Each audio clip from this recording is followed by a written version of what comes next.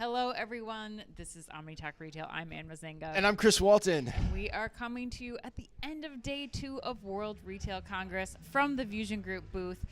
We'll be here for just a little while longer today, and a big thank you to VusionGroup for making all of our coverage at today's conference possible. Now, Chris, standing next to me is our next guest, Carolin Klar, the member of the executive board at Bonprix. Welcome, Caroline. Thanks for making the time. Yeah, thank you very much. Yeah, I'm so glad we were able to make this happen. So let's start out. So let's tell the audience back home in the United States about yourself, your background, your role, and also a little bit about Bonprix too.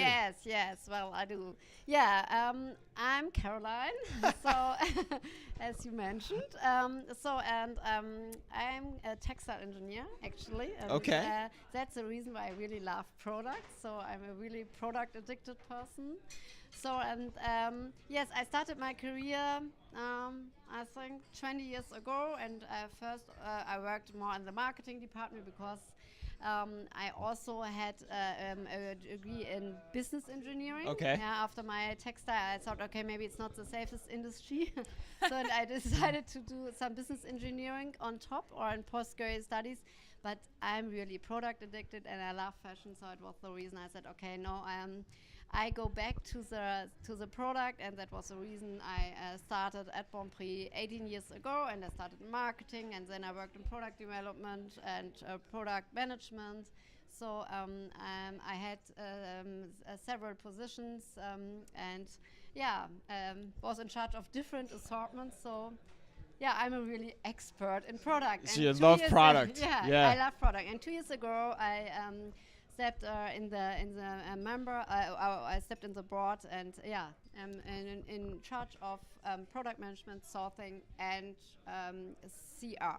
Oh, okay, got it. And tell us a little bit about Bonprix too, like for those at home, like Bonprix. what business is it? Yeah. How many stores do you have? The whole 9 yards. Yeah, Bonprix is a digital fashion brand. We were founded in 1986. So 1986. 1986. Wow. We don't know it. Okay. Yeah. Wow. We are nearly 40 years old. Next year we have our huge anniversary. Yeah, and we come basically from the mail order business. Mail order business. Yeah, Okay. When we never had stores before, so we were always online. Got it. Or catalog. Got it. In between we had some retail stores, but we also now focusing on online. But first of all, we started with catalogs, and then I think in really early stage we developed our online shop, or we started with our online shop in the 90s, so we were really early with the web shop, some kind of a pioneer. Yeah, and we have mainly female customers. We operate in 25 European countries. 25 countries. Okay. Yeah, all over Europe.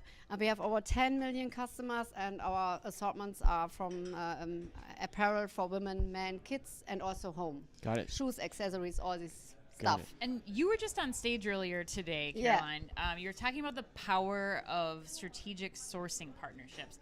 Tell us a little bit about what you talked about on stage and what you hope the audience took away. Yeah, first of all, we developed together with our partner, Otto International, it's our sourcing providing agency.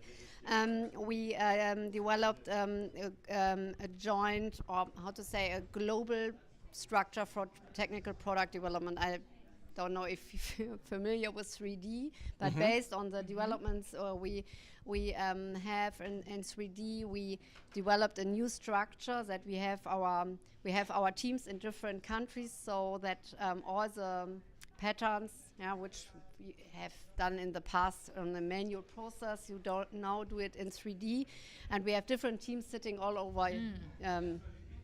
The world, you have to say. They sit in the different Otto International office, or they sit in Poland and also in Hamburg. And this is the structure I think we started 3 years ago to build up, and now we are finalized everything, and we can scale now the 3D, and we are really, I would say, fast forward with this. There are only a few companies which has this progress we already have in 3D in Europe. Yeah, right. I'm always talking about Europe. That's okay. Yeah. But this is what we showcased during our speech. How we came there, what was the change? Yeah, because there was a lot of change in the organizational structures, in the job profiles. Yeah, there was the teams were really affected by this, and this was interesting also for us, a really interesting journey. Yeah. But I think it was the story was okay.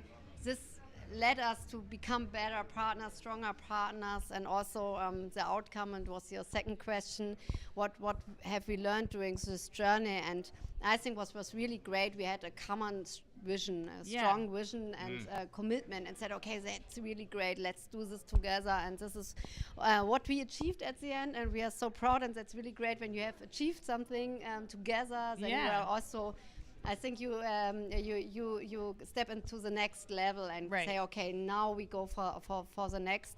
And so also a lot of learnings through this journey. It's also a bumpy road. It's not just a straight away. No, it never is. And so what we learned out of this, urgency and change. This is also what I learned for other projects or organizational restructure projects we had in our organization. You have to go through this, and I think Heidi compared it in our speech when she said, okay, it's like it's kind of, you wrap up this band, so this is, you have to do it really fast. You have to rip off the band-aid. Otherwise everyone is in this, stuck in the middle in the change, and you have to go for this, and this is also important. You have to really have hard but honest discussions. That's also so important. And I think you can say, okay, let's do this jointly, but on the other hand, everyone is doing its own. You really have to discuss when you think, okay, that's not okay, that's not working for me, so let's discuss this openly. This is really great. And you also, and I think there are several learnings, I just want to highlight this also due to the time we have. You just can build high performance teams when you are also accept that you are not the only one who can do everything. And so also give trust to other colleagues and give him also the appreciation, okay, you are also capable to do this, and it's not just me who I'm capable to do this, and I also respect your skills, and this is where you can really build high performance team when you have complementary skills and capabilities, and this is really a strong learning for me. And this is what we always have to do, because we even if we are now on the journey for the next level, we see, okay, we always have the discussions where we say, okay, now let's go ahead. We have the learning, but we have to trust each other. That's so important. That's a great point. Actually, Anne and I were just talking about something completely different about that same idea. To grow in business, you've got to be able to let go of some things and give that control to other people. So that's great. I'm curious too. So someone that loves product as much as you do, and has spent the amount of time in product development, how has product development changed over your career? Like, what's different? What's stayed the same? What are the core fundamental principles of doing it well? Yeah, I think, there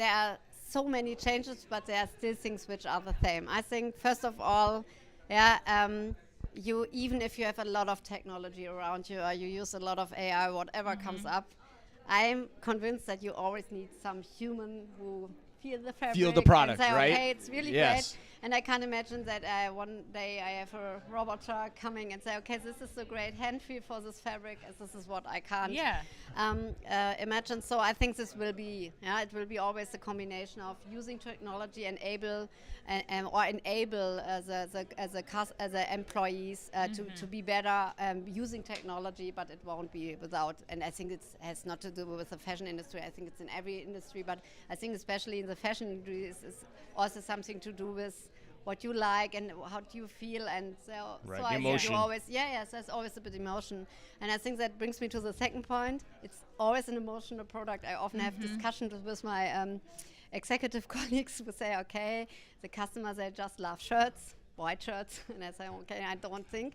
And also, what is the demand of a customer? And the demand of a customer and I look at me, I say, okay, the demand can also be, I want to have a new fashion trend. It's also kind of a demand, and this is where we really have to understand fashion is always changing, and that is what never changed. There's and trends go up and down, and this comebacks. And so I think it's also important, and it's also to emphasize the personality and to express yourself. So fashion will be always important, and you always have to change. Yeah, so this will be also the same. And I think what is maybe one time it will change, but I think, and also in the near future, I don't see that it will be changed so much, is that manufacturing of a product or a garment is really, you need a lot of workforce. Because they are not robotics which can a robot which can sew a garment, and this is what I don't see in the near future. That's interesting. It would be really great, because then you don't have to discuss, okay, where I have to, in which sourcing market, where can I go? Yeah, where's the cheapest workforce? Yeah. Then you have other discussions, but I think in the near future I don't see it, because it's still a really manual process, because there are some challenges you can't solve with technology. This is what I don't see at the moment. Maybe one day. We just talked about that on our podcast in some other degree. But go ahead. That's the beauty and the richness and the specialty of those products too, being handmade or having those being different on those certain elements. Well, Caroline, let's close with this question. If you're talking, you mentioned 3D technology is something that you're using. What technology are you finding advantageous or helpful in the sourcing process, in the design process, in addition to the human creative side of things? Yeah, what is really great, I think, and can help really also to be more productive at the end, or to get more information. That is what you, at the end, what you need is when you can use AI. For example, I see there's a Google trend coming up, and I just take the Google search and can prompt in the style, and I don't have to create it on my own, or I have to do a huge analysis of a catwalk. I can really take a Google search from my customer, and this is what I can prompt directly. And I think this will be the way. So it will be, from my point of view, more an pull that we bring, or this is more a pull product strategy than this push as we defined, or as we developed collections in the previous years. So that you think, okay, I make an analysis of a catwalk, and then I have some prediction what I think what is good, and also what I know from the past, what my customer, so all these analyses, and then is where I'm also a bit uncertain, okay, does she or he likes this? I think that will be more clear. You take data from wherever, from customer, from influencer, from social, from all different sources. Put it in it and say, okay, let's create the product. And at the end, and this is what I mentioned with my first point, you still need someone who checks it and say, okay, is it really the great? Because we also know the quality of artificial intelligence is at the moment not so that you can say, okay, it's always the best. It can also come a bit shit out of it. Sometimes when I see when my kids write or I have to do an essay for the schools, and they say, okay, it was in the internet, so I make nonsense. This is really totally wrong. So please use also your brain if this is really the right. So I think that is also the same. Caroline, does that change at all how you have to manage the team? Like the team of designers, the product designers that are using these tools? Like, how do you think through that as an executive in terms of, helping them or managing through that challenge or that adoption? I think they need to be more open, because I think at the beginning they have to be open and say, okay, it's not a substitute for me or my job, and you have to explain in a very good way how you can enable and bring them to a better result, and not just, I substitute you with the technology. And I think this is really a good explanation, and how you bring them, and also to show them all these things. And what we are doing is we also, for example, created a kind of AI fashion app where we're prompting styles and say, okay, and we always try it, and we always have some iterations with the teams and ask them, okay, use it. What is your outcome? Where we can improve? And I think it's also so important not to bring it at the end to them and say, okay, this is the final product, the final tech product. You have to use it now. You have to ask them. You have to iterate together with them. You have always this test and learn, adapt. And this is where you can bring them together and they skill them up to use these technologies and that they are not afraid of this, that they see it as a chance. I think that is so important, and this is where we work on really, also for us in a really important way to do it like this. Yeah, that's a really important point to end on, because you're right. Like, I mean, I think, like, you know, with AI, it's going to make everyone more productive on the front side of the process, which should give more time for the finished product side of the process. Gives you a rapid prototype, Yeah, well, but it's more than that, too, because, like, I can remember back to my days working with product designers, like, we'd always hustling at the end to get things done because you got to make the production timelines, but it should give you more time to fine-tune those last details, the actual touch, the stitch of the embroidery, everything that does matter fundamentally that oftentimes gets overlooked just by way of time constraints. So that's a really interesting way to think about AI and where you emphasize things as a manager. So that's awesome. Thank you for that. Well, thank you. Yeah, thank you. It's a real so pleasure much. having you. Thank you for making really time great. for us. Thank you so much. Thank you for making time for us. We've got one more interview coming your way here at WRC 2025. Thanks to Carolin Klar for joining us. And Anne, as always, be careful out there.